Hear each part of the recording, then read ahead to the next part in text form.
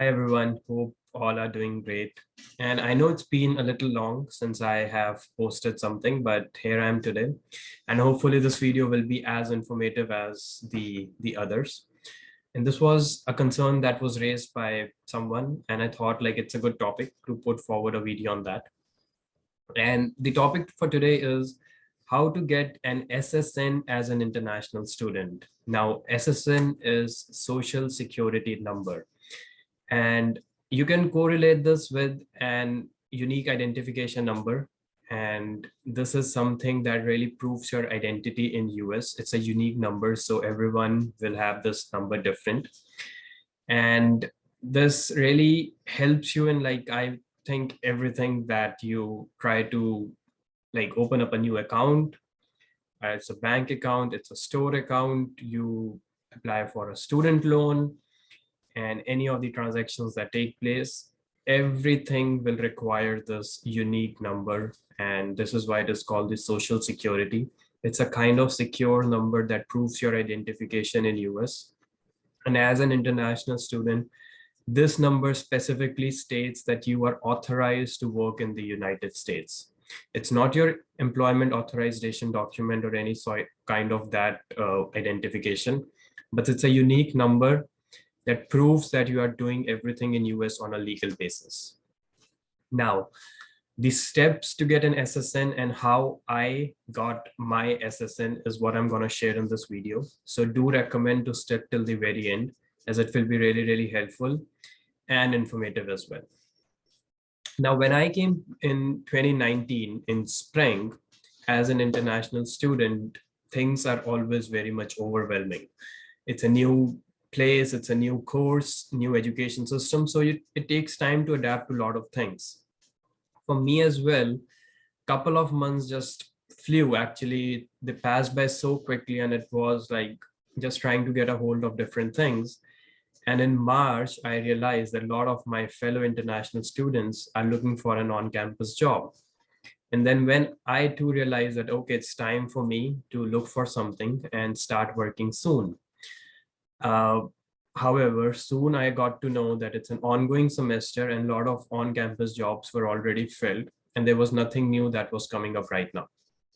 So you had to wait for some time to, get more understanding on where to apply, which department to go in, where there are job openings. So the best approach to this, what I learned from now on giving advice to all you out there, is work on university's website. Like there's a dedicated university's career website where you can go and apply. That will really, really help you looking for an on-campus job. The other thing is career fairs. They happen like every time, a lot of time, and you will get all the information on university's website. So I do recommend go to these career fairs, represent yourself in the best manner you can, and you learn. Every time you represent, you send your pitch out to the employers, you get to know a lot. So that is the second one. And the third one from which I got a job is a recommendation from someone whom you know in your campus. So luckily someone reached out to me that, hey, there is a job opening in one of the departments and it will be great if you go and check out. And I said, okay. So I go to that department, I talked to them, and then yes, I got to know that they were hiring for the fall of that year, and they hired me. So that is how I got an on-campus job, my first on-campus job. So from there, your journey starts to get an SSN. Now, once you get an on-campus job, your documents get filled in, and it's a very basic document. They just tell you that what your name is, your address is, your university email is. So they just ask for basic information. And to put an important point here, as an international student during your first year, you can only work for 20 hours or less, even though you can work full-time in your in your summer and winter semesters. But in fall and spring, you can only work less than 20 hours. So that is something important to consider. So once you get everything set up and you get hired, you go to your international department, your international global students department, and you tell them that you have got an on-campus job, and then they'll issue you a letter. stating that this specific student has been hired by this department in the university and he'll be working from such and such date for these many hours. So that's a dedicated form. They just fill in the information.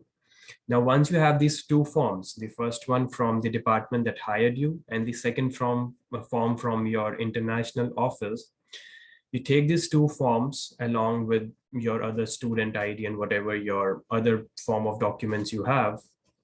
It's basically these two and the student ID. That's what I took.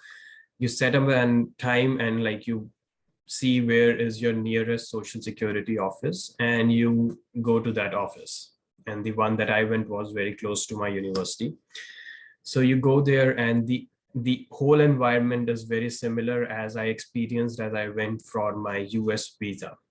So you go there, you are given a ticket number, you wait for your number to be called in, and you go to the officer and you just present him your documents and he'll cross-check everything. And once everything looks okay, he'll just give you a draft letter that says that your social security has been approved, and it will deliver to you in your mail in like 7 to 10 business days. And that's it. And he'll return your other documents back. And that's how you get your social security. So it's a very simple process. But again, you need to have an on-campus job for that. Now, the benefits of getting a social security, it's a 9-digit document. It's a unique document, but usually when you fill in details on any of your, if you're looking for a student loan, they'll only ask you for your last 4 digits, and make sure not to provide your social security or just tell anyone your social security, because it's an identification document and a lot of frauds and a lot of scams take place when it comes to social security. So it has to be a document that is well preserved, a number that is within you, and only fill out your SSN when it's required in terms of your identification purposes, like your student loan application, your bank accounts, your driving license. All these do require your SSN, and it's okay to fill in there because then only they verify your identity. And even as you apply for your OPT, STEM OPT, all these other kind of documents that go to the USCIS, and I have touched based on what OPT, STEM OPT, all these mean in my previous videos. So do recommend to check those out. But all of them will require your SSN, and you need to fill in that information. So that's a very simple timeline of getting an SSN. Get an on-campus job, get to your global department, get a form from there. And the third is pay a visit to the SSN office and get your SSN approved. Keep it secure, keep it safe, and then it's a document that will be very, very helpful and a must-have document, and best to get it as soon as possible. So that was my journey for getting an SSN, and hopefully this video will kind of help in understanding the process a bit. More than happy to provide any feedback, any recommendations, any help on anything if needs more clarification. Do reach out in case of any other comments or suggestions you have, and I'll be more than happy to answer. So thank you for sticking around, and good luck to everyone who is either applying or in the process or have just come to US. Wish everyone all the best, and hopefully soon see you in the next video. So thank you so much.